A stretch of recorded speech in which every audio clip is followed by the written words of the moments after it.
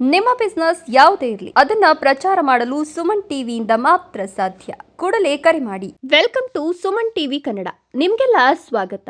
ವೀಕ್ಷಕರೇ, ಬ್ರ್ಯಾಂಡ್ ಬೆಂಗಳೂರು ಮಾಡ್ತೇವೆ ಅಂತ ಹೇಳಿ ಅಧಿಕಾರಕ್ಕೆ ಬಂದ ಕಾಂಗ್ರೆಸ್ ಸರ್ಕಾರಕ್ಕೆ ಈಗ ಹೊಸ ತಲೆನೋವು ಶುರುವಾಗಿದೆ. ಅದೇನು ಗೊತ್ತಾ?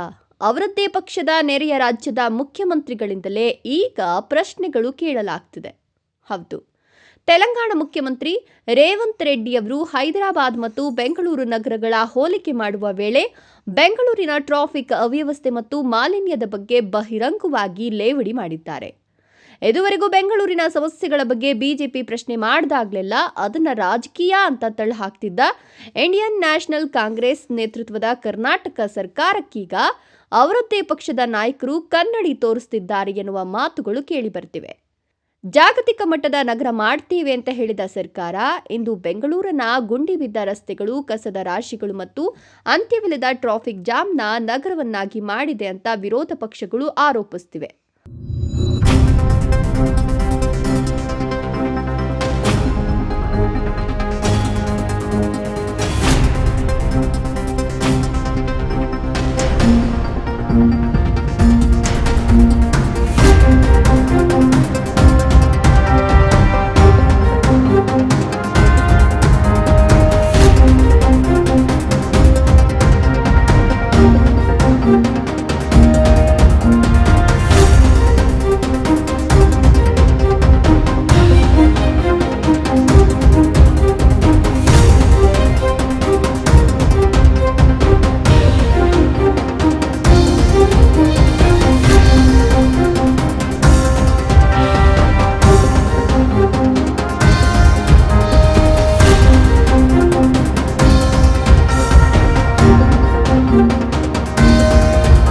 ಬೆಂಗಳೂರು ಅಂದರೆ ಕೇವಲ ಒಂದು ನಗರವಲ್ಲ, ಇದು ಕನ್ನಡಿಗರ ಹೆಮ್ಮೆ.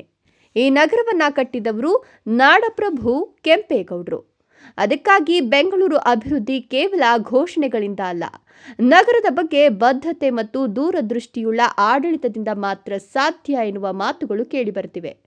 ಆದರೆ ಬೆಂಗಳೂರು ಸಮಸ್ಯೆಗಳ ಬಗ್ಗೆ ತೆಲಂಗಾಣ ಸಿಎಂ ರೇವಂತ್ ರೆಡ್ಡಿ ಮಾಡಿದ ಈ ಹೇಳಿಕೆ ಈಗ ರಾಜಕೀಯ ವಲಯದಲ್ಲಿ ದೊಡ್ಡ ಚರ್ಚೆಗೆ ಕಾರಣವಾಗಿದೆ. ಇದಕ್ಕೆ ರಾಜ್ಯ ಸರ್ಕಾರ ಯಾವ ರೀತಿಯಲ್ಲಿ ಪ್ರತಿಕ್ರಿಯೆ ನೀಡಲಿದೆ ಅನ್ನೋದು ಈಗ ಕುತೂಹಲ ಮೂಡಿಸಿದೆ. ವೀಕ್ಷಕರೇ, ಈ ವಿಚಾರದ ಬಗ್ಗೆ ನಿಮ್ಮ ಅಭಿಪ್ರಾಯ ಏನು? ಬೆಂಗಳೂರು ನಗರದ ಟ್ರಾಫಿಕ್ ಸಮಸ್ಯೆಗೆ ಪರಿಹಾರ ಏನು ಆಗಬೇಕು?